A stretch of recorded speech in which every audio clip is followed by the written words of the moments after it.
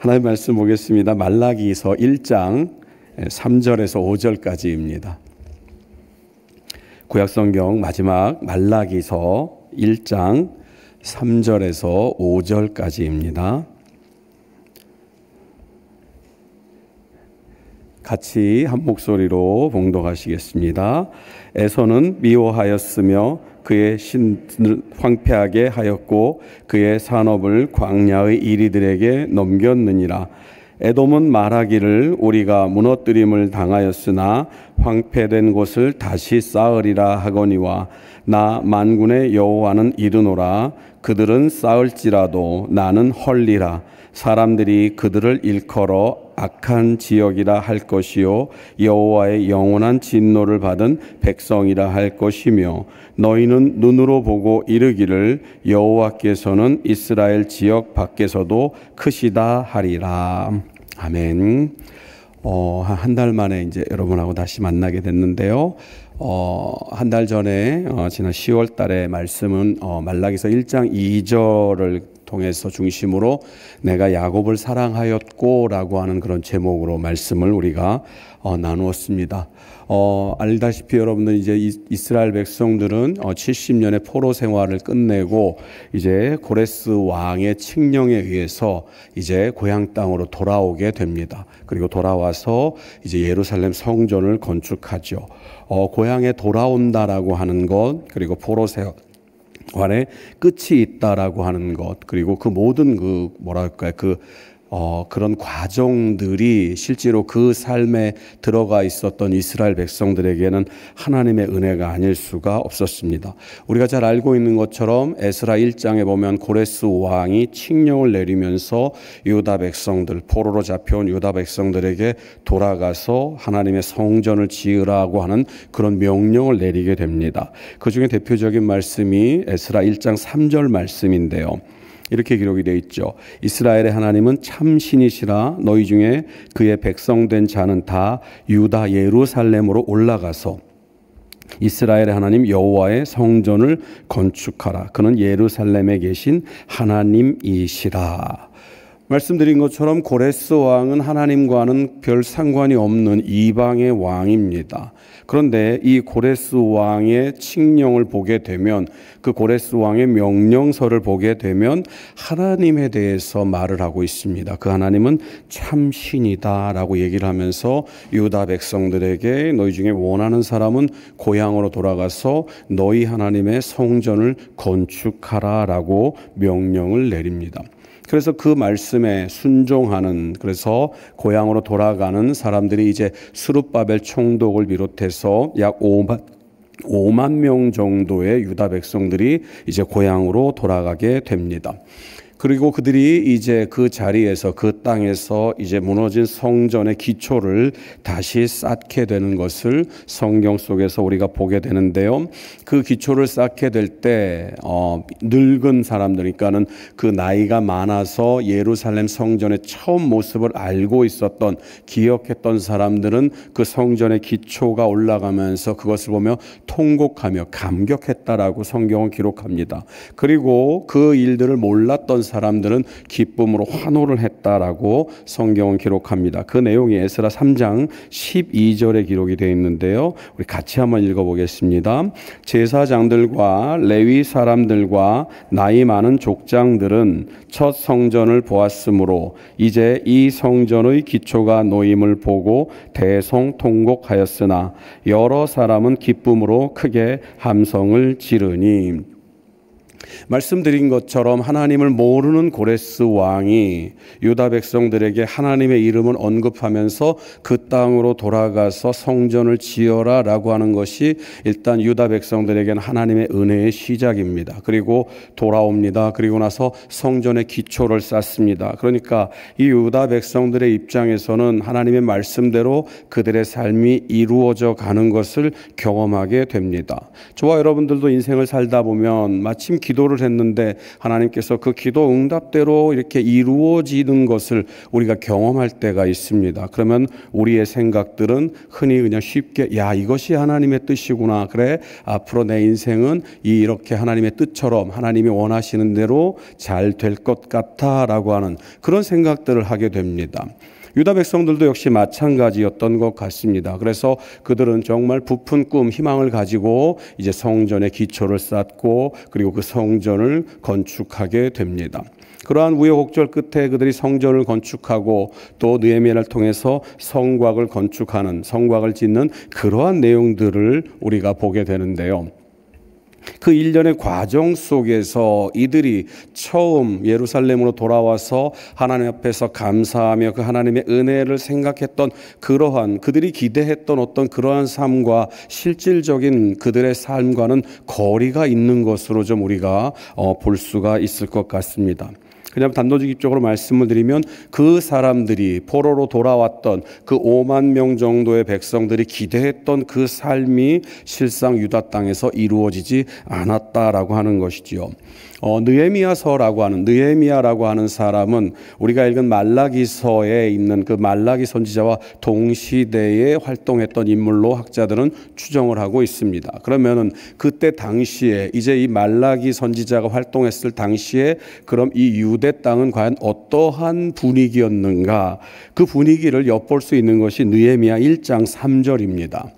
제가 읽어드리겠습니다. 그들이 내게 이르되 사로잡힘을 면하고 남아있는 자들이 그 지방 거기에서 큰 환난을 당하고 능욕을 받으며 예루살렘 성은 허물어지고 성문들은 불탔다 하는지라 라고 얘기를 합니다.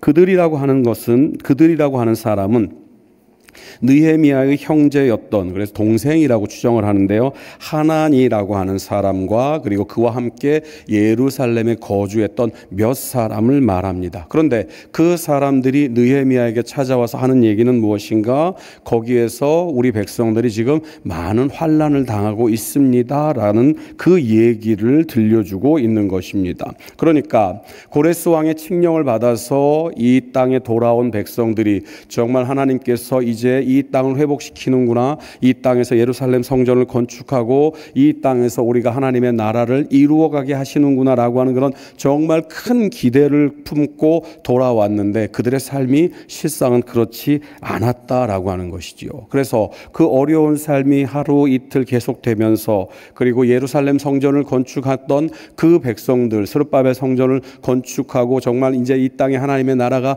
임할 것이다라고 하는 기대를 가졌던 그 백성들이 하나님의 나라가 임하는 것은 고사하고 계속해서 외적의 침입을 받고 환난을 당하고 곤란을 당하는 그러한 상황 가운데서 이제 그 하나님을 향한 그 믿음들이 점점 식어지기 시작합니다.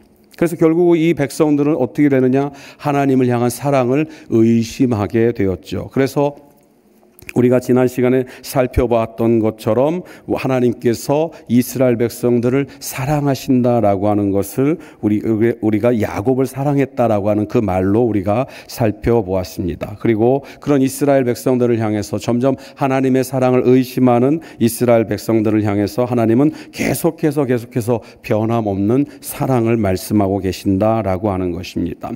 그래서 오늘 우리가 읽은 오늘 본문 3절부터 5절은 그 하나님의 사랑, 지난 시간에 말씀드렸던 내가 야곱을 사랑하지 않았느냐라고 하는 형 에서를 사랑해야 되는 어떤 그런 풍습 가운데서, 그런 어떤 관습 가운데서, 그런 법칙 가운데서 하나님은 형 에서를 사랑하지 않고 동생 야곱을 사랑하는 것으로 그 사랑을 증명했다라고 하는 말씀을 우리가 나누어 보았는데요. 오늘은 이제 말라기서 강의 네 번째 시간으로 우리가 읽은 3절부터 5절 말씀을 통해서 우리가 지난 시간에 2절에서 보았던 내가 야곱을 사랑하였고라고 하는 이스라엘 백성들을 향한 그 하나님의 사랑이 여전히 변함없다고 하는 것을 이 에돔이라고 하는 나라, 에서의 후예들이 어떻게 삶을 영위해 나가는가, 그리고 하나님께서 그들을 어떻게 대하였는가에 대한 그런 내용들을 통해서 하나님이 여전히 이스라엘을 사랑하고 계시다고 하는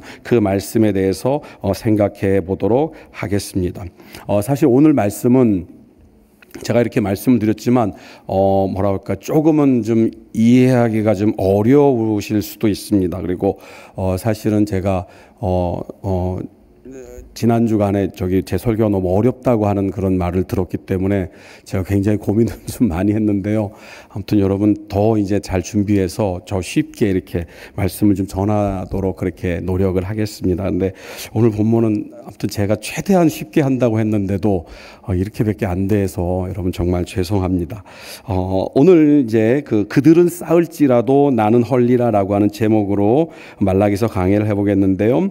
지난 시간에 하나님께서 에서는 미워했다라고 하는 말을 제가 여러분께 잠깐 언급을 했던 적이 있습니다. 이것은 그냥 미워한다라고 하는 그런 의미가 아니라 덜 사랑한다라고 하는 그런 의미라고 말씀을 드렸습니다. 그러니까 하나님은 야곱도 사랑하시고 에서도 사랑하시는데 그 둘 중에서는 야곱을 더 사랑하신다라고 하는 그런 의미로 우리가 본문을 봐야 된다라고 하는 그런 말씀을 드렸습니다. 하나님께서 야곱을 택하셨다고 해서 아들, 동생인 야곱을 택하셨다고 해서 그 형 에서를 배척한 것이 아님을 우리는 성경 속에서 살펴볼 수가 있는데요. 야곱과 에서가 태중에 있을 때, 리브가의 뱃속에 있을 때 두 사람을 향한 하나님의 뜻이 있었음을 성경은 우리에게 밝혀주고 있습니다. 창세기 25장 23절 말씀인데요. 그 내용이 이렇게 기록이 되어 있죠. 여호와께서 그에게 이르시되 두 국민이 내 태중에 있구나. 두 민족이 내 복중에서부터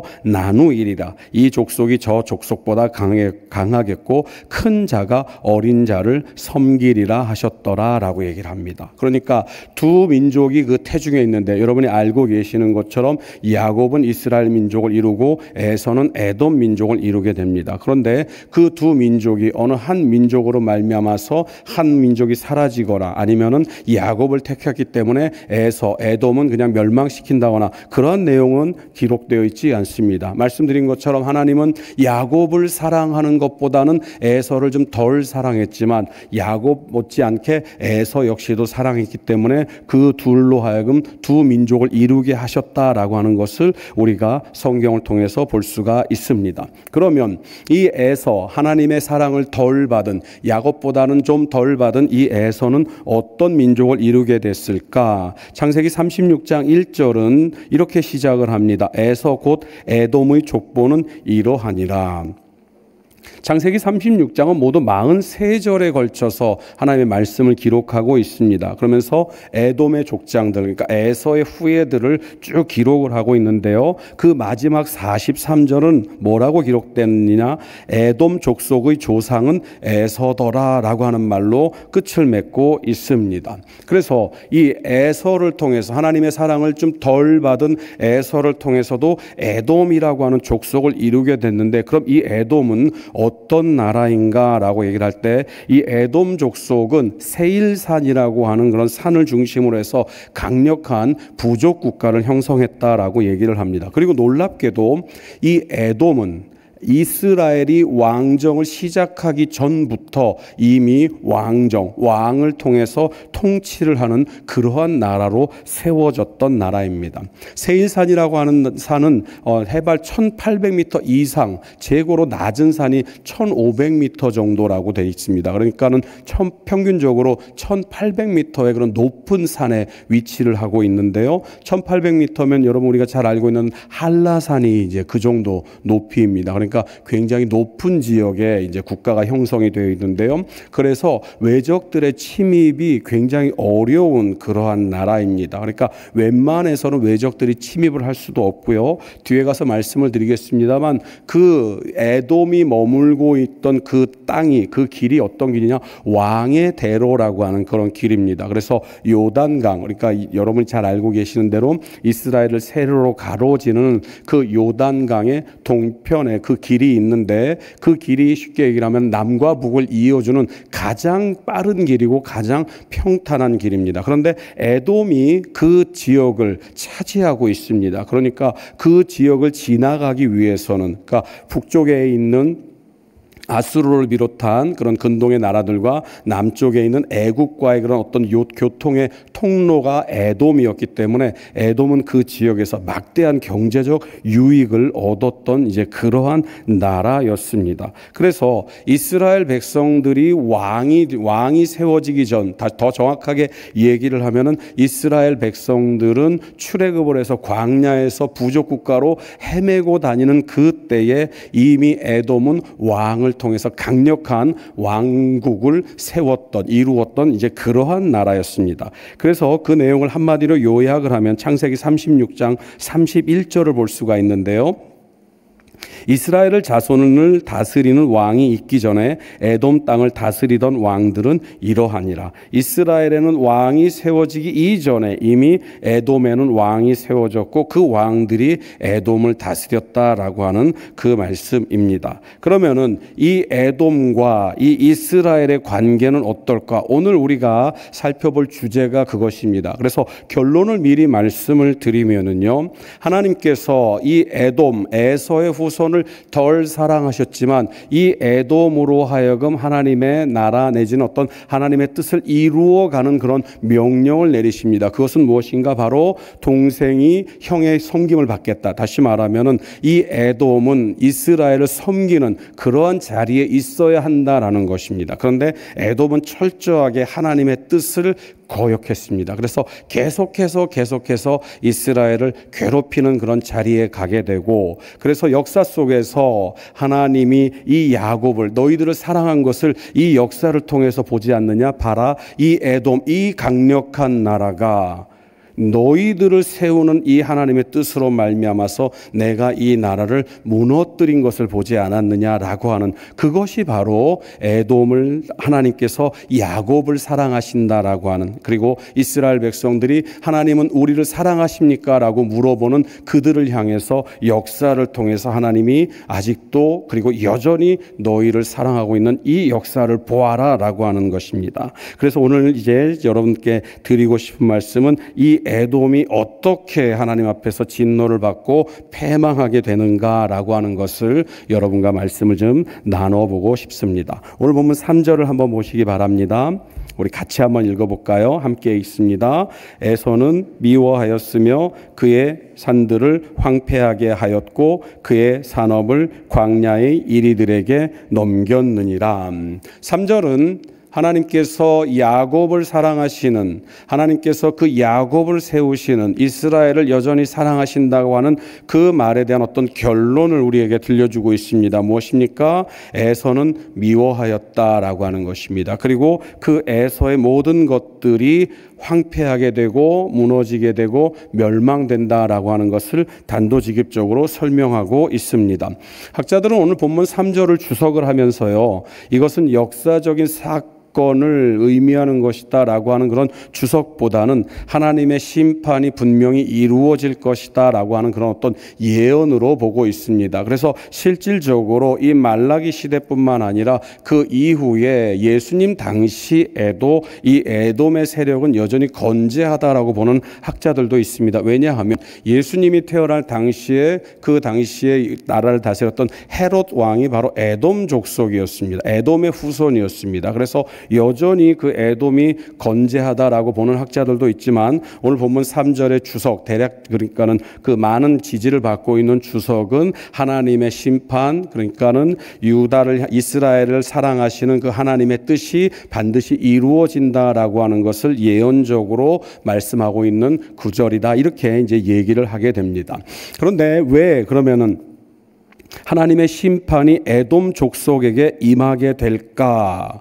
말씀드린 것처럼 이미 결론을 말씀드렸지만, 그러면은 왜 하나님은 그 에돔을 심판하실까? 분명히 이전에도 말씀드린 것처럼 하나님은 에서도 사랑했다라고 말씀을 드렸습니다.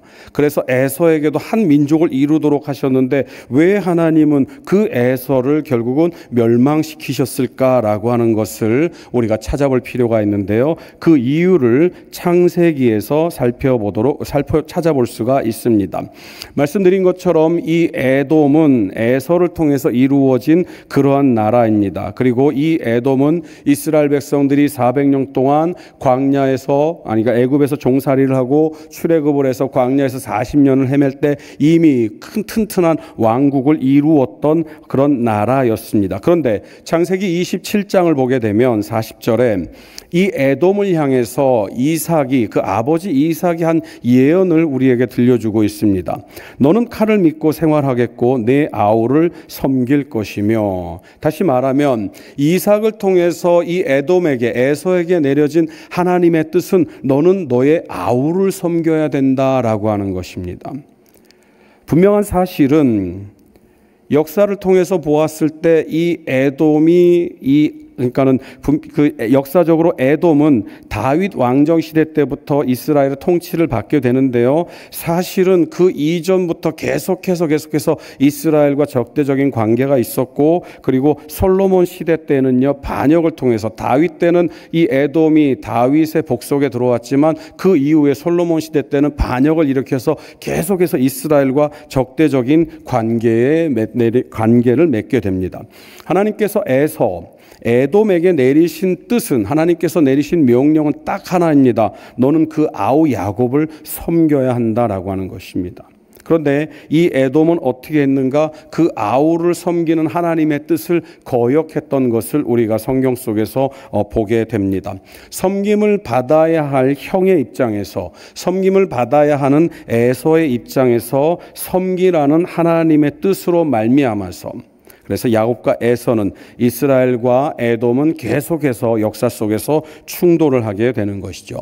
그 첫 충돌은 출애굽 당시에 있는 그런 내용 가운데서 우리가 보게 됩니다. 이스라엘 백성들이 출애굽을 하고 나서 이제 광야에서 이제 가나안 땅으로 들어가려고 합니다. 그래서 그 당시에 말씀드린 것처럼 에돔이 점령하고 있는 그 왕의 대로라고 하는 그 길, 그러니까 남과 북으로 연결되어 있는 그 길을 이용하려고 합니다. 그래서 이 모세가 가데스라고 하는 곳에 머무르면서 에돔 왕에게 편지를 보내게 됩니다. 그 편지의 내용은 무엇인가? 우리가 이 길을 이용을 좀 해야겠습니다라고 하는 것입니다. 그리고 이 길로 지나가면서, 당신의 영토를 지나가면서 당신의 영토에 있는 모든 것들을 우리가 손 하나 대지 않겠습니다. 그러니 우리가 이 길로 갈 수 있도록 허락을 해 주십시오라고 얘기를 합니다. 그 내용이 민수기 20장 16절 17절에 기록이 되어 있습니다. 우리가 여호와께 부르짖었더니 우리 소리를 들으시고 천사를 보내사 우리를 애굽에서 인도하여 내셨나이다. 이제 우리가 당신의 변방 모퉁이 한 성읍 가데스에 있사오니 청하건대 우리에게 당신의 땅을 지나가게 하소서.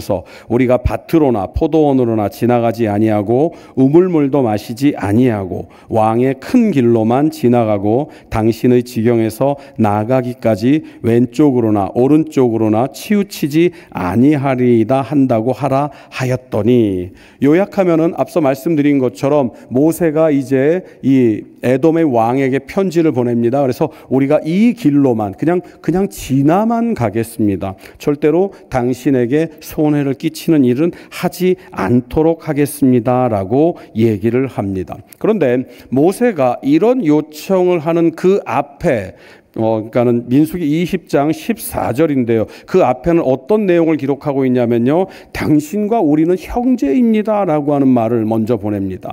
그러니까 에돔 왕에게 우리는 이스라엘입니다. 그리고 당신은 에서의 후손입니다. 우리는 야곱의 후손이고, 그래서 우리는 사실은 한 형제지간입니다라고 하는 얘기를 먼저 밝히죠. 그 내용이 민수기 20장 14절입니다. 모세가 가데스에서 에돔 왕에게 사신을 보내며 이르되 당신의 형제 이스라엘을 말해 우리가 당한 모든 고난을 당신도 아시거니와.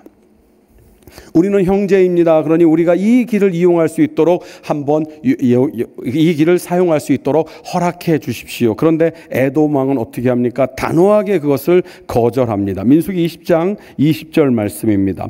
그는 이르되 너는 지나가지 못하리라 하고 에돔 왕이 많은 백성을 거느리고 나와서 강한 손으로 막으니 에돔 왕이 이같이 이스라엘이 그의 영토로 지나감을 용납하지 아니하므로 이스라엘이 그들에게서 돌이키니라.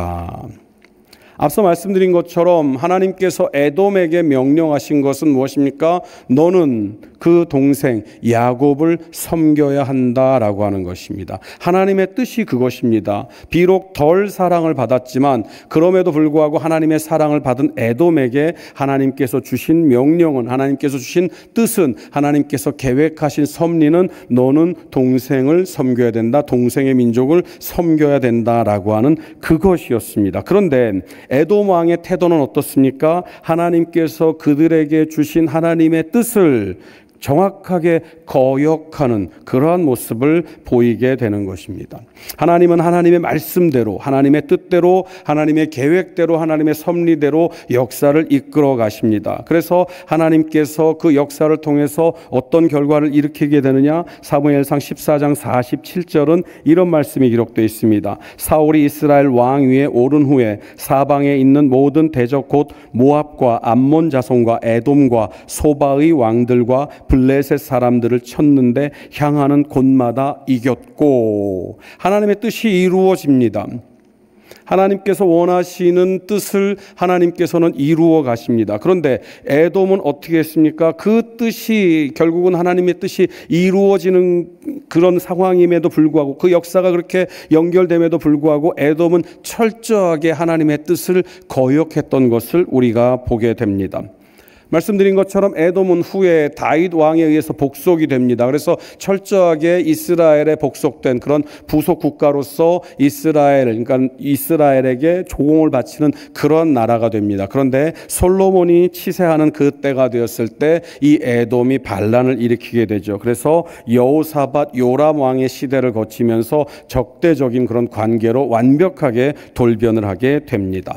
그리고 나서 이 에돔이 오늘 본문 속에서 말합니다. 오늘 보면 4절입니다. 에돔은 말하기를 우리가 무너뜨림을 당하였으나 황폐된 곳을 다시 쌓으리라. 그 무너뜨림은 어떻게 무너뜨림입니까? 지금까지 살펴본 그런 말씀 속에서 앞서 읽어드린 사무엘상 14장 47절 말씀을 보게 되면 사울 왕을 통해서 이 에돔이 복속이 됩니다. 사무엘하 8장 14절은 이런 말이 또 기록되어 있습니다. 사무엘하 8장 14절입니다. 다윗이 에돔의 수비대를 두되 온 에돔의 수비대를 두니 에돔 사람이 다 다윗의 종이 되니라. 다윗이 어디로 가든지 여호와께서 이기게 하셨더라. 말씀드린 것처럼 이 에돔은 이스라엘을 섬기는 나라가 되는 것이 하나님의 뜻이었습니다. 그런데 에돔은 그렇게 하지 않고 계속해서 자기의 생각, 자기의 뜻을 가지고 하나님의 뜻을 거역했다라고 하는 것입니다. 그러나 역사 속에서 이 에돔은 철저하게 무너지게 되고 그 일을 오늘 본문 4절에서 에돔의 모습으로 우리에게 들려주고 있습니다. 우리가 무너뜨림을 당하였으나 황폐된 곳을 다시 쌓으리라. 하나님의 뜻대로 야곱을 섬겨야 함에도 불구하고 그들은 계속해서 하나님의 자신의 능력, 자신의 힘을 믿었습니다. 말씀드린 것처럼 에돔은 세일산에 거주하는 그러한 국가입니다. 그래서 해발고도가 높고 그 어떤 외적도 들어오기가 쉽지 않은, 그래서 강력한 왕국을 이룰 수 있는 그러한 조건을 가지고 있었던 그러한 나라입니다. 그러나 하나님의 뜻으로 말미암아서 사울로 인해서 그리고 다윗으로 인해서 그 나라를 점령시키고 그 나라를 패망시켰지만 에돔은 계속해서 말합니다. 무너졌지만 우리는 다시 쌓을 것이다 라고 얘기를 하고 있습니다. 무너뜨림을 당했습니다. 누가 그것을 무너뜨렸습니까? 바로 하나님이 그것을 무너뜨렸다라고 성경은 말합니다. 오늘 보면 4절을 보시면 이렇게 얘기를 합니다. 에돔은 말하기를 우리가 무너뜨림을 당하였으나 황폐된 곳을 다시 쌓으리라 하거니와 나 만군의 여호와는 이르노라 그들은 쌓을지라도 나는 헐리라. 하나님께서 그들을 무너뜨렸다라고 하는 것을 성경은 분명히 우리에게 전해주고 있습니다. 계속해서 반복해서 여러분께 말씀을 드리지만 에돔이 무너진 이유는 단 하나입니다. 하나님의 뜻을 거역했다라는 것입니다. 하나님의 섭리를 거부했다라는 것입니다. 그들은 무너지지 않을 수 있는 그러한 나라일지도 모릅니다. 말씀드린 것처럼 강력한 왕권을 이루었고 그리고 그 나라 전체가 거대한 요새와 같은 이제 그러한 나라였습니다. 그리고 이미 이스라엘 백성들은 광야에서 그냥 헤매는 그런 부족 국가를 형성을 할 때 이 에돔은 이미 강력한 왕권 국가를 가지고 나라를 든든하게 세웠던 것을 우리는 역사를 통해서 보게 됩니다. 그런데 이 에돔은 그럼에도 불구하고 하나님의 말씀대로 이 유다를, 남쪽 유다를, 야곱을 섬겨야 한다라고 하는 그 말을 철저히 거부했고 결국은 하나님의 뜻을 거부한 것으로 말미암아서 무너지게 되었다라고 하는 것입니다. 하나님의 뜻을 거부하는 것이 무엇입니까? 하나님의 뜻을 거부하고 거역하고 자기의 생각대로, 자기의 뜻대로, 자기의 길을 가는 그것을 무엇이라고 말합니까? 성경은 그것을 바로 교만이라고 얘기를 합니다. 그리고 교만은 하나님께서 가장 미워하는 죄라고 말을 하고 있죠. 에돔이 멸망한 이유는 하나님의 변덕 때문도 아닙니다. 분명 말씀드린 것처럼 하나님은 야곱을 사랑한 것만큼은 아니지만 에서를 사랑하셨다라고 기록을 하고 있습니다. 그리고 그 에서를 통해서 에돔이라고 하는 나라를 이루도록 큰 민족을 이루겠다 하셨습니다. 그런데 그 에돔이 멸망한 이유는 하나님께서 그들을 향한 그 뜻을 변개했기 때문이겠습니까? 아니죠. 그럼 무엇입니까? 하나님의 사랑이 그 에돔을 향한, 에서를 향한 하나님의 사랑이 식었기 때문일까요? 그것도 아닙니다. 이유는 단 하나, 바로 하나님의 뜻을 거역했기 때문입니다. 하나님의 뜻이라고 하는 것이 우리의 생각 같아서, 우리의 마음 같아서는 그것이 우리에게 영 내키지 않은 그런 때가 참 많이 있습니다.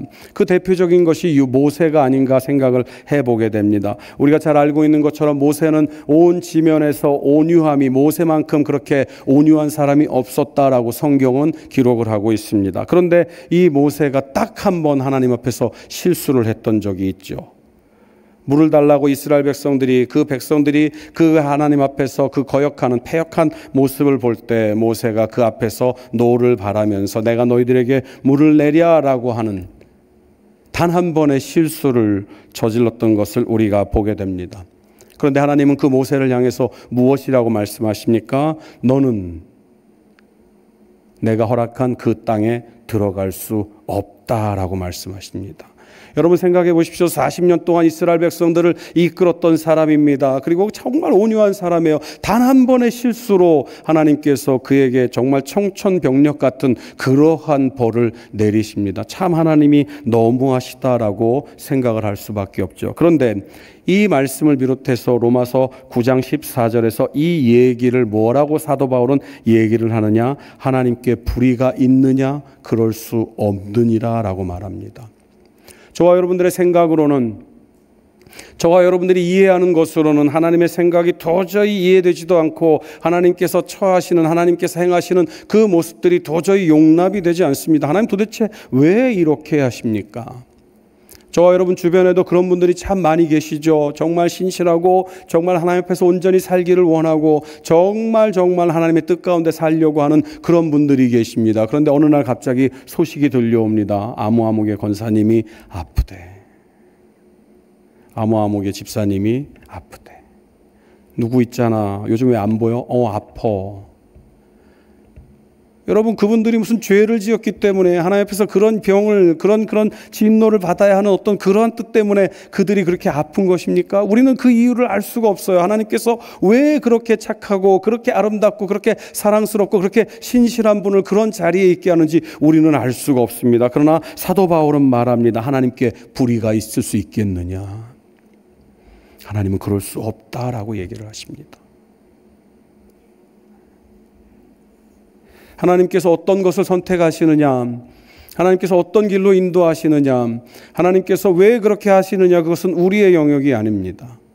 하나님은 선택하시고 계획하시고 하나님은 그 뜻을 이루어 가십니다. 에돔에게 주신 하나님의 명령은, 에돔에게 주신 하나님의 운명은, 어떻게 보면 운명이라고 할 수 있겠죠. 그들이 가지고 있고 그리고 그들이 수행해야 될, 그들이 청종해야 될 하나님의 뜻은 그 동생 야곱의 민족을 섬기는 것이었습니다. 그러나 그들은 그렇게 하지 않았죠. 왜? 그들이 그렇게 하기에는 그들이 가지고 있는 것이 너무나도 풍요로웠고 그들이 가지고 있는 힘이 너무나도 강했기 때문에 광야에서 유리방황하는 그들을 섬길 수가 없었던 것입니다. 남과 북으로 갈라져서 서로 같은 민족끼리 적대시하는 그들을 가만둘 수가 없었던 것이지요. 말라기서 1장의 주석 같은, 그러니까 말라기서 1장을 주석하는 그런 성경으로 이렇게 이해가 되는 로마서가 9장입니다. 로마서 9장 17절을 보면 이렇게 얘기를 합니다. 제가 읽어드리겠습니다. 성경이 바로에게 이르시되 내가 이 일을 위하여 너를 세웠으니 곧 너로 말미암아 내 능력을 보이고 내 이름이 온 땅에 전파되게 하려 함이라. 사도 바울은 얘기를 합니다. 바로가 있다. 여러분, 바로는 어떤 사람입니까? 바로는 이스라엘 백성들의 그 앞길을 계속해서 막았던 그러한 사람입니다. 그런데 사도 바울은 이 바로를 향해서 뭐라고 얘기를 합니까? 내가 이 일을 위하여 너를 세웠다라고 말합니다. 이 일이 무엇입니까? 하나님의 뜻을 이루는 그 일을 말합니다. 하나님의 뜻이 이루어지는 역사 속에서 하나님의 친히 간섭하시고 그 역사를 주관하시는 분이 하나님이시라고 하는 그 사실을 드러내기 위해서 하나님이 이 역사를 주관하시는 유일한 주관자가 되신다는 그 사실을 드러내기 위해서 바로를 세웠다라고 성경은 말을 하고 있습니다. 그러면서 뭐라고 얘기를 합니까? 너로 말미암아서 내 능력을 보이고 너로 말미암아서 내 이름이 온 땅에 전파되게 하려 함이라. 바로를 통해서 하나님의 이름이 온 땅에 선포되어지고 바로를 통해서 하나님이 정말 살아계신 하나님이 유일하신 하나님 역사를 주관하신 하나님이라는 것이 알려지게 되었다라고 하는 것입니다. 그 하나님이 오늘 본문 속에서 이렇게 얘기를 합니다. 오늘 본문 말라기서 1장 4절 하반절 말씀입니다. 나 만군의 여호와가 이르노라. 그들은 싸울지라도 나는 헐리라. 사람들이 그들을 일컬어 악한 지역이라 할 것이요 여호와의 영원한 진노를 받은 백성이라 할 것이며. 계속해서 강조하는 말이지만 에돔의 운명은 하나님께서 에돔에게 계획하신 그 뜻은 하나님이 허락하신 이스라엘 백성들을 섬기는 일이었습니다. 그러나 에돔은 그 일을 하지 못했죠. 그리고 그 에돔을 향해서 하나님은 철저하게 징벌을 하신다라고 하는 것을 오늘 본문이 말을 하고 있는 것입니다. 이사야 34장 5절은 이런 말이 기록되어 있습니다. 에돔을 향한 심판입니다. 여호와의 칼이 하늘에서 족하게 마셨은즉 보라 이것이 에돔 위에 내리며 진멸하시기로 한 백성 위에 내려 그를 심판할 것이라. 하나님의 뜻을 거역한 에돔은 하나님의 저주를 받은 백성이 되어버렸다라고 하는 것입니다. 이 에돔의 징계를 보면서 우리는 무엇을 배워야 합니까? 하나님은 에돔을 사랑하신다고 하면서 이제 에돔을 미워하시는군요. 아닙니다. 하나님은 그 약속을 변개하시면서 그 약속을 이제 잃어버리고 그 약속을 되돌리시는 그런 분이시군요. 아닙니다. 하나님은 철저하게 하나님의 뜻을, 하나님의 섭리를 이루어 가시는 분입니다. 그리고 그 하나님의 뜻을 거역하는 그 백성들은 누구라 할지라도 하나님의 뜻을 이루는데 하나님께서 심판하시는 그런 자리에까지도 그 백성들에게 하나님의 뜻을 이루어 가신다라고 하는 것입니다. 역사의 주관자는 하나님이시고 하나님의 뜻을 거스리는 죄악에 내려지는 것은 형벌뿐이다라고 하는 것입니다. 사랑하는 성도 여러분, 이스라엘 백성들은 자기의 고향으로 돌아와서 여전히 자신의 삶이 형편없는 그러한 현실을 맞닥뜨리게 됩니다.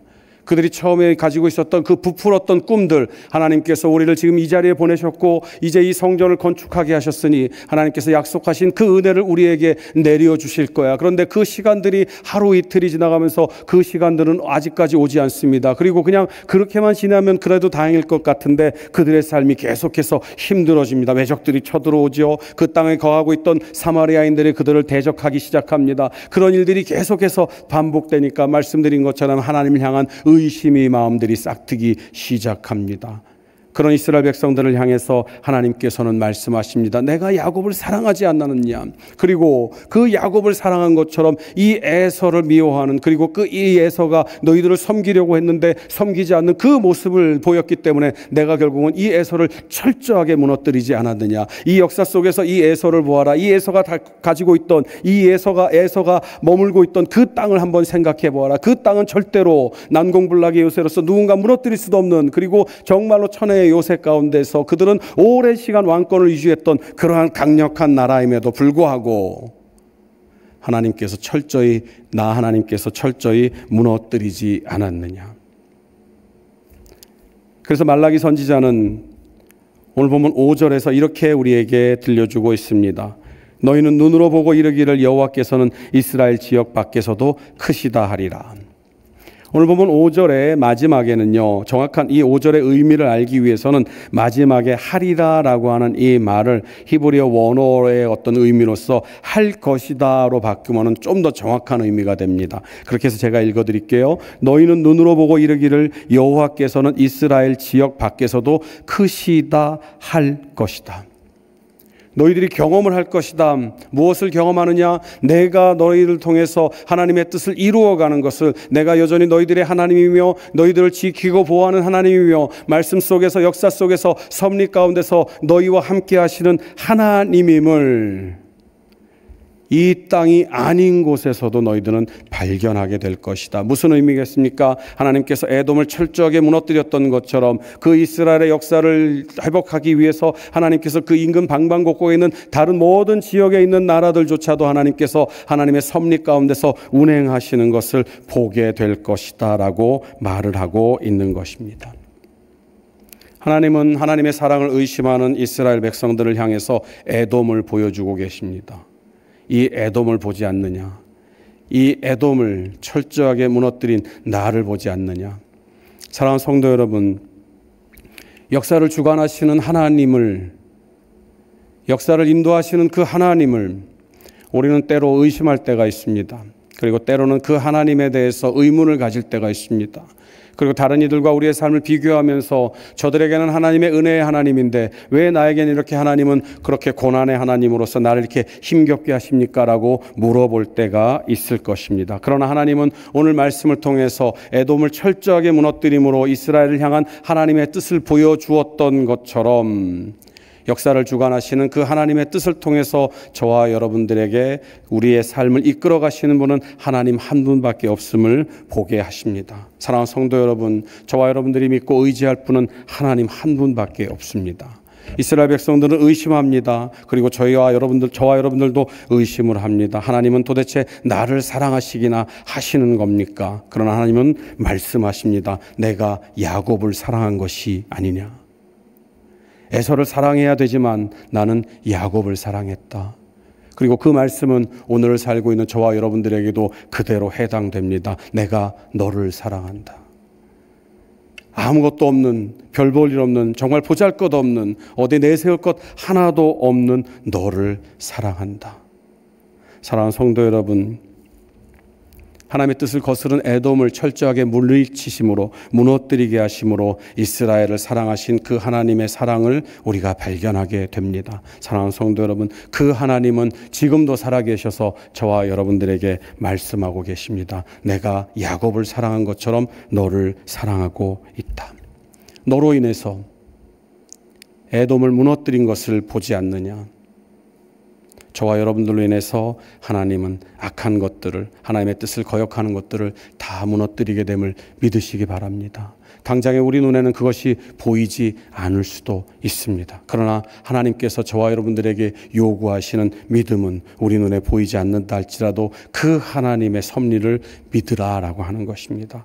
여러분, 믿는다고 하는 것이 무엇입니까? 믿는 것은 여러분 보지 못하는 것들의 증거라고 히브리서 기자는 말합니다. 우리 눈에 그것이 보이지 않습니다. 우리가 그것을 만져본 적도 없습니다. 우리가 그것을 경험해 본 적도 없습니다. 그러나 믿음은 그럼에도 불구하고 그 하나님을 믿으라고 하는 것입니다. 이것이 바로 진정한 믿음이고, 비록 우리가 이렇게 이름 없이 빛도 없이 이렇게 고난 가운데 살다 간다 할지라도 그것조차도 믿는 믿음 가운데 있다고 한다면, 하나님을 믿는 그 참된 믿음 가운데 있다고 한다면 의미 있는 삶이며 뜻 있는 삶이며 하나님의 뜻을 이루는 삶임을 기억하시고, 오늘 이 삶 가운데서도 하나님을 향한 그 신실하신 그 하나님을 향한 믿음을 변개치 마시고 계속해서 이스라엘 백성처럼 의심하지 않고 하나님을 믿고 날마다 그 믿음 가운데 살아가는 귀한 성도 여러분, 제가 되기를 간절히 소망합니다.